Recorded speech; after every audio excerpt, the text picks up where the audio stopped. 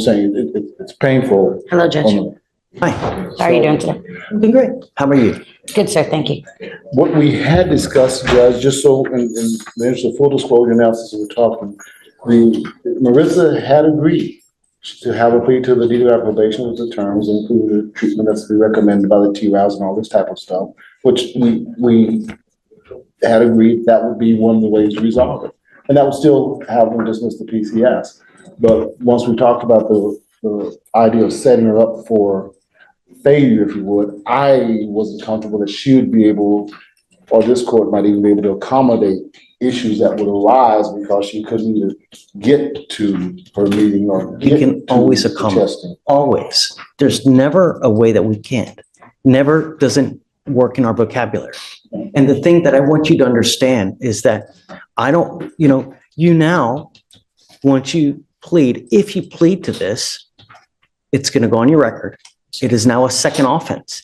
And the last thing we want is for you to graduate to felony status where you're looking at 2 to 10 in the penitentiary, right? Yes, And I need, and I want to make sure that you understand that there are consequences to behavior. You need to understand that if you ever get in a car, you smell like alcohol, you smell like dope, they're not going to care whether you're spilling, fall down ass drunk, where you've urinated yourself, whether you're vomit. It doesn't take that for them to file a felony charge on you.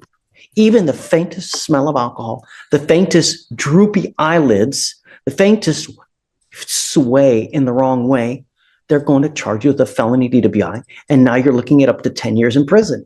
I, at all costs, want to make sure that that doesn't happen.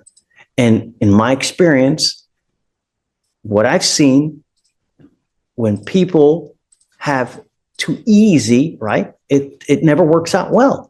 And I don't think that a time served on a DWI second is appropriate. I understand that you may take care of other people. I understand that you may have life issues. Actions have consequences.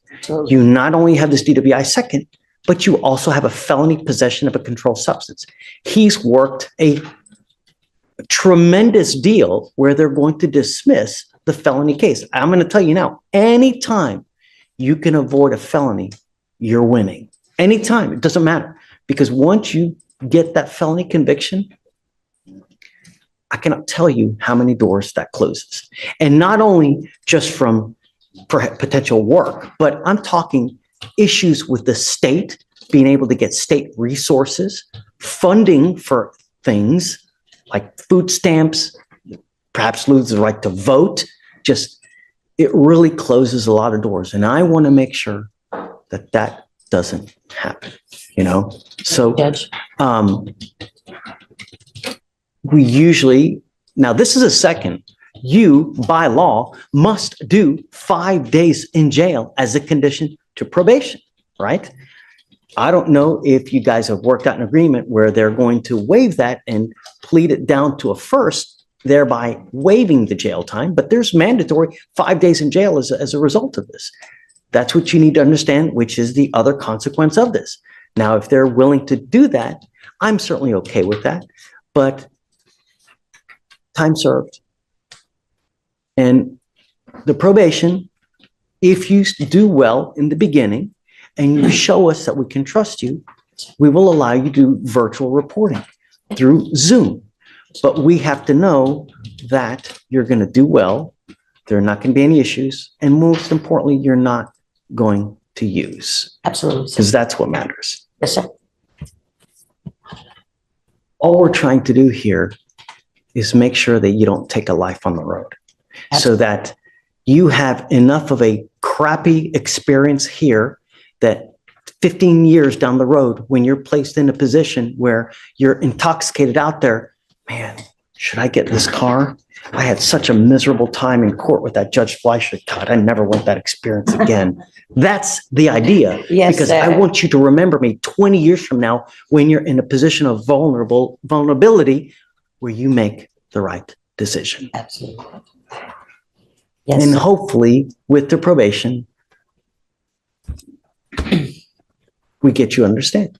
Absolutely, sir. I agree. It's fine. Now, you have a probation officer, right?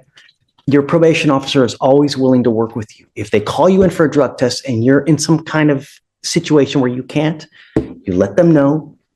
We will give you the line to Shatoria here. She's absolutely an angel, is always willing to help you out. We can give you a direct access to her.